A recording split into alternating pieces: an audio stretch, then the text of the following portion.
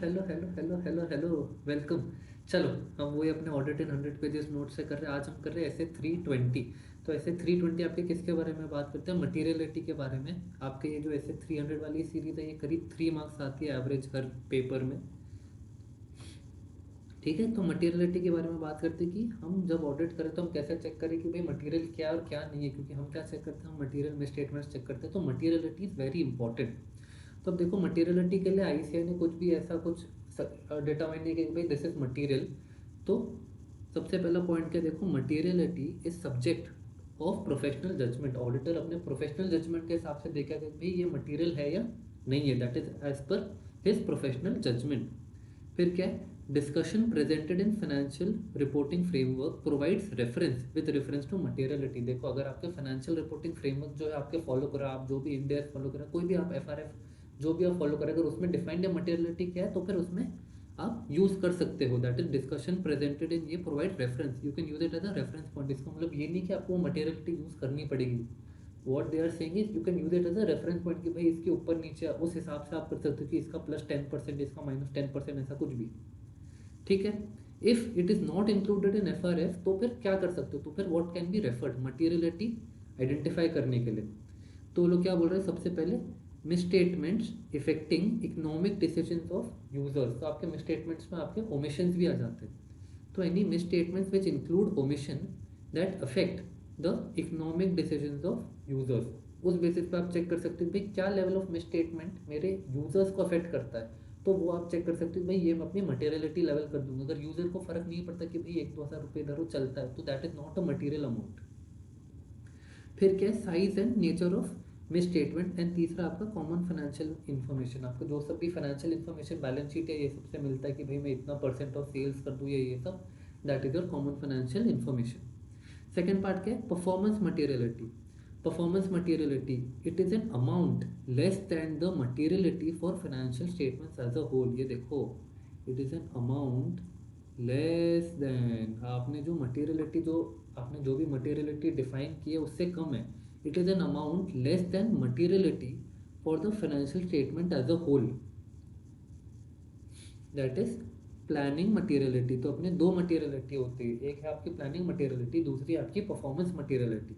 तो your performance materiality is less than your planning materiality. तो it is to reduce to an appropriately low level the probability. Performance materiality planning materiality से lower क्यों होती है, क्योंकि it reduces to an appropriately low level the probability that the aggregate of uncorrected and undetected misstatements exceed materiality for the financial statements as a whole। देखो, हम जब audit करते हैं तो ऐसे कुछ ना कुछ चीज़ें रहेंगी जो हमसे छूट जाएंगी, जो हम चेक नहीं कर पाएंगे, या कुछ हमारे सैंपल में नहीं रहेगी। तो जो भी आपके अनडिटेक्टेड मिसस्टेटमेंट्स है उसकी रिस्क ये कम लाती, क्योंकि आपकी जो परफॉर्मेंस मटेरियलिटी है ये आपके प्लानिंग मटेरियलिटी से कम है। बेसिकली क्या है, एक मटेरियलिटी प्लानिंग के टाइम पे सेट करते हो कि भाई ये मेरी मटेरियलिटी, और परफॉर्म करते हुए आप उससे एक थोड़ा कम लेवल ले लेते हो कि भाई एटलीस्ट आप जितना कम आप मटेरियलिटी का लेवल जितना कम लोगे, आप उतना ज़्यादा इन डेप्थ चेकिंग करोगे, उतना ज़्यादा आप ट्रांजैक्शंस को चेक करोगे जो छोटे अमाउंट्स के भी होंगे। तो उसकी वजह से आपकी जो रिस्क ऑफ अनडिटेक्टेड मिसस्टेटमेंट्स है वो कम हो जाती है।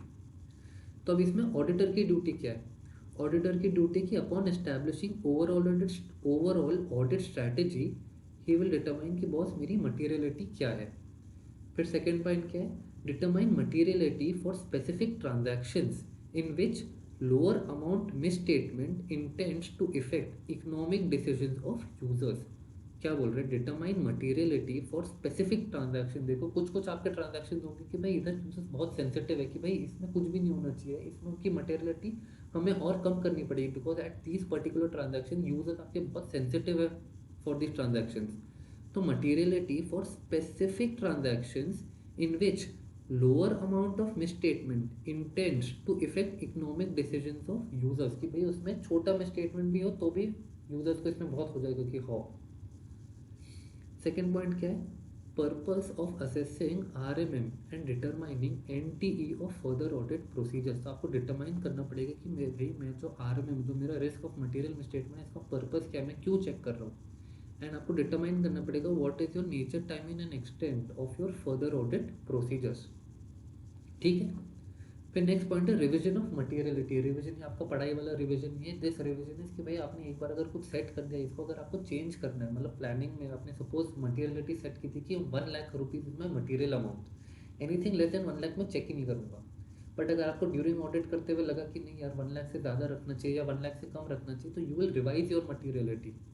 तो if the auditor becomes aware of information that would have cost auditor to determine a different amount initially, कि भाई अगर ये इन्फॉर्मेशन ऑडिटर को बाद में पता चली, बट अगर ये हमें पहले ही पता चल जाती, प्लानिंग स्टेज पे पता चल जाती, तो हम मटेरियलिटी का अमाउंट कुछ और रखते। In such a case you will revise materiality for financial statement as a whole and if required for a particular classes of transactions, account balance and disclosures। तो आप ये 3 चीज़ों के लिए भी मटेरियलिटी अलग से सेट कर सकते हो। अलग से सेट मतलब आप इनको रिवाइज कर दोगे, एक जो आपने ओरिजिनल मटेरियलिटी रखी थी और अब आप इसको चेंज कर रहे हो। If the auditor concludes that lower materiality than initially determined is appropriate, देखो आपने सपोज पहले 1 लाख सेट किया था, अब आप बोल रहे हो कि आपकी conclude that lower materiality than initially determined is appropriate. तो अगर आपको लग रहा है कि अभी मेरी मटेरियलिटी 1 लाख से भी कम है, तो determine whether necessary to revise performance materiality. देखो आपका 1 लाख से सपोज अगर आपने इसको 90,000 कर दिया, समझे ना, हमने क्या पढ़ा था कि performance materiality already planning materiality से तो कम ही होती है।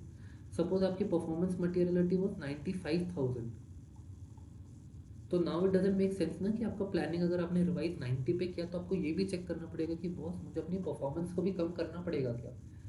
सिंस मेरा प्लानिंग मटेरियलिटी अब कम हो गया तो मुझे अपनी परफॉर्मेंस मटेरियलिटी भी कम करनी पड़ेगी क्या। तो इन दिस केस यस, तो determine whether necessary to revise performance materiality and whether the nature, timing and extent of further audit procedures remain appropriate. कि मैंने जो पहले डिसाइड किए थे वो सब अभी भी सही है कि नहीं, मेरे जो NTE है और further audit procedures are they appropriate. Okay, अब इसके बाद ये लोग क्या बोल रहे हैं, कंसेप्ट ऑफ मटेरियलिटी। ये लास्ट टॉपिक है, इसमें अपना ऐसे खत्म हो जाता है। तो percentage is often applied to a chosen benchmark as a starting point in materiality for financial statements as a whole.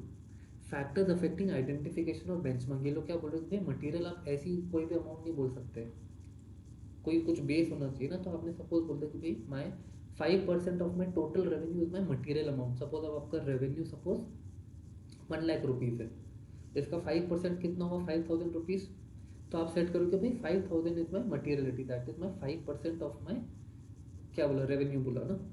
तो परसेंटेज, आप एक परसेंटेज करोगे to chosen benchmark. Over here in this example our percentage was 5% and our benchmark was our revenue. तो ये लोग बोल रहे हैं भाई आप कैसे डिसाइड करो 5% of asset, 5% of revenue, 5% of profit, वो बेंचमार्क को कैसे डिसाइड करोगे। तो लोग बोल रहे हैं what are the factors affecting identification of benchmark. तो सबसे पहले कि भाई वो फाइनेंशियल स्टेटमेंट का कौन सा एलिमेंट है, उसका nature, life cycle, industry in which it operates. ये जो बिजनेस की जो भी लाइफ साइकिल है, जो भी industry in which it operates, उस बेसिस पे भी फर्क पड़ेगा। तीसरा क्या है, ownership structure and the way in which entity is financed. And चौथा है रिलेटिव वोलेटिलिटी ऑफ बेंचमार्क। आपका बेंचमार्क हर साल ईयर ऑन ईयर कितना फ्लक्चुएट करता है।